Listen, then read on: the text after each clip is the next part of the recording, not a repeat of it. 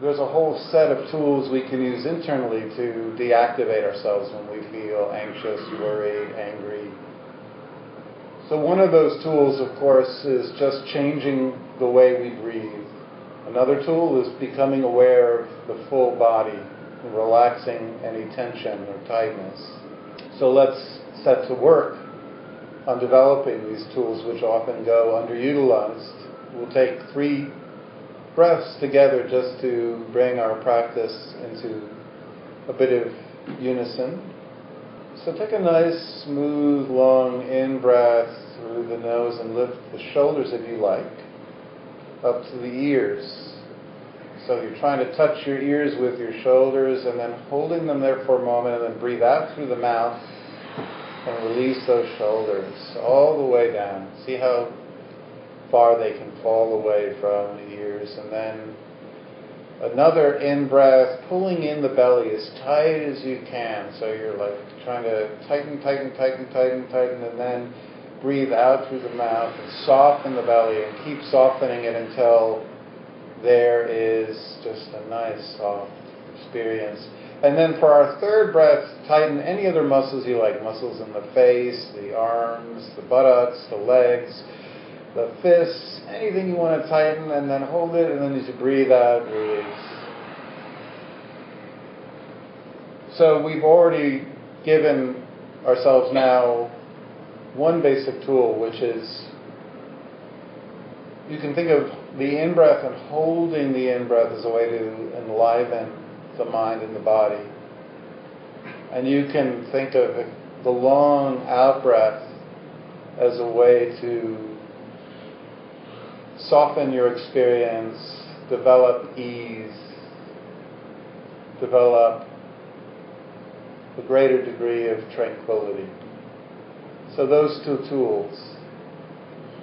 Now let's take a moment to survey the body and see if there's any areas besides the shoulder and belly we can relax. If you know the face is tense, the forehead, or the muscles, micro muscles around the eyes, just send a message to this area of the body and encourage those muscles to release. Or you can imagine what it would feel like if you could breathe in to the forehead or the eyes to soften.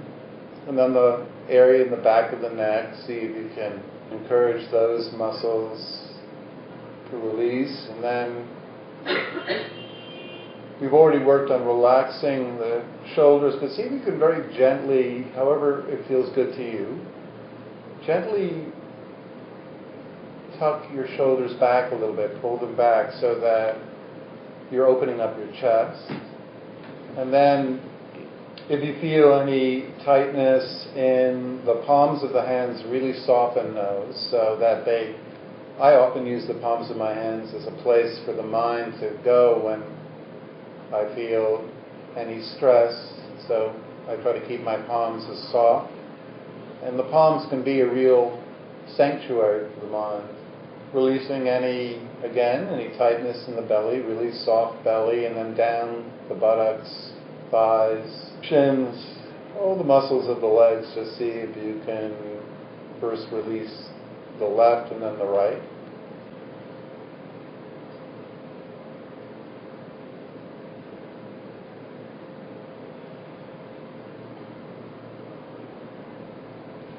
Now we're going to spend the first half of the meditation. Just select an anchor you'd like to use. An anchor is an ongoing set of either sensations or a very simple mental object that doesn't cause any stress, that you can bring your awareness to settle the mind, which generally has a tendency in our day-to-day lives to become very jumpy and anxious and unsettled. So one, of course, well-known anchor is the breath, the sensations of inhalation and exhalation. And if you like to use that, very often having a counting strategy works very well. I generally do what's known as ladder counting. Counting 1 on the in-breath, and 2 on the out, 3 on the next inhalation, 4 on the next exhalation, 5 on the next inhalation, and then counting back down, 4 on the out-breath, 3 on the in, 2 on the out. So you're counting up from 1 to 5 and then back down, 1, 3, and 5 always on the in-breath. It's a nice strategy because it forces us to remember what number, but the point is not to focus too much on the number. The number is just a way to let you know if the mind is wandering, then you'll lose track of what count you're on. And in that strategy, 2 and 4 are always on the out-breath, and that's nice to know because when you're on an even number, you can always extend the breath a little bit more. If you don't like working with the breath, no worries. You can use the sounds of the room as an anchor. Car horns from the street, the air conditioner, sounds that people make. They're all useful to keep the mind grounded in the present. And an alternative anchor is to think of a very simple phrase, like, I love you, keep going. May I be peaceful. And just to repeat this phrase. At first you can repeat the phrase once every couple of in-breaths. If your mind starts to become noisier, then repeat it more often. And when the mind quiets down, repeat the phrase less frequently.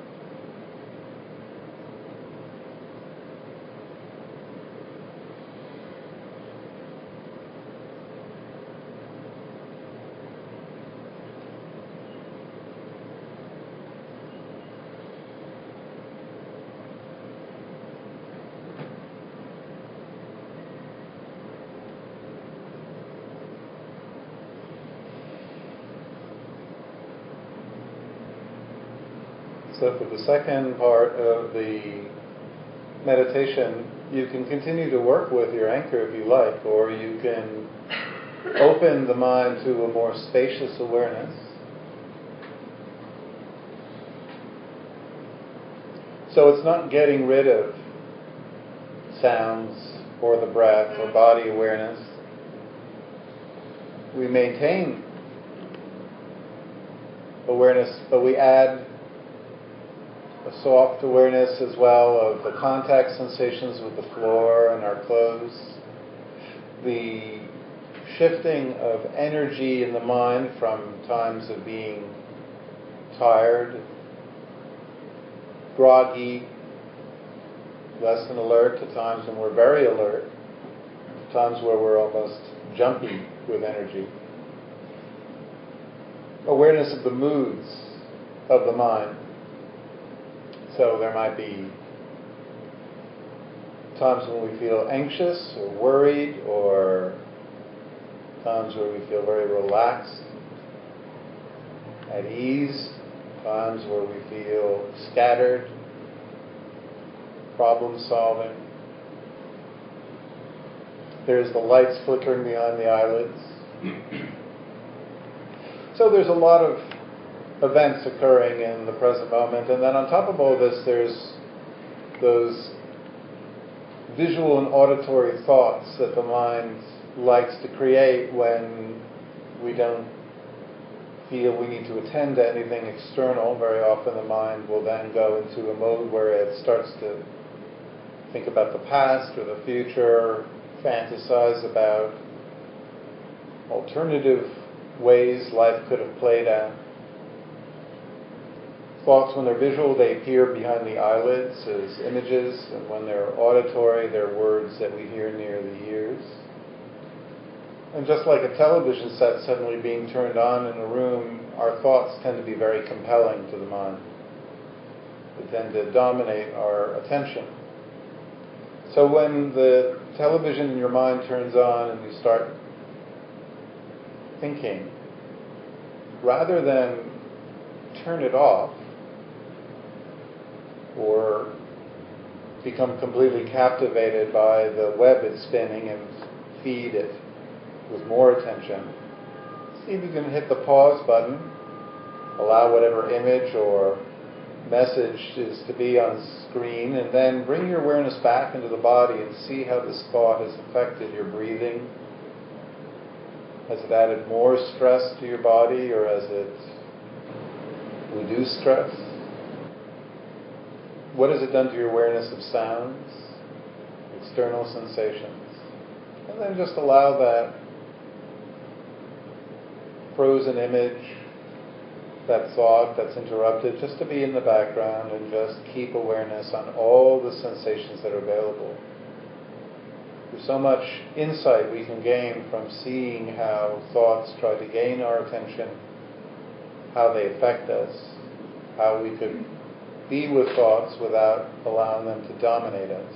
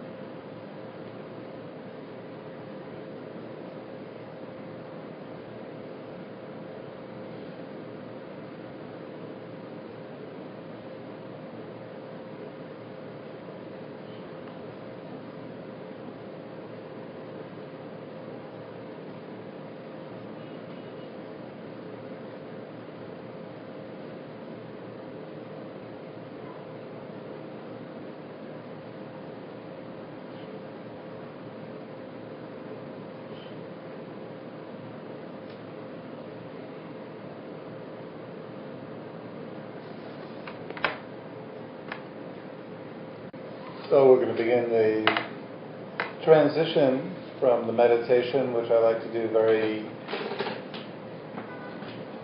incrementally. First, bring to mind an image of yourself sitting, noting that you're trying to cultivate some peace of mind internally without exploiting other people or using up the world's resources or consuming a drug or an intoxicant or becoming addicted to other addictive behaviors, spending, etc.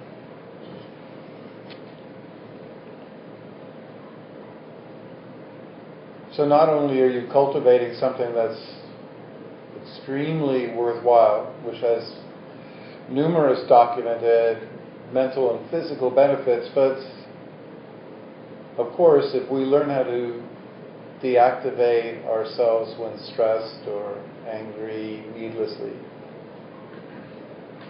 when we can deactivate ourselves, we can interact with people around us in a much more skillful way. So our practice is not just to our benefit, but to the benefit of all those people we come into contact with.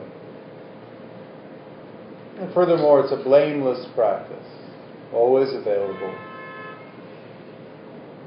So no matter how easy or difficult any meditation is, really doesn't matter.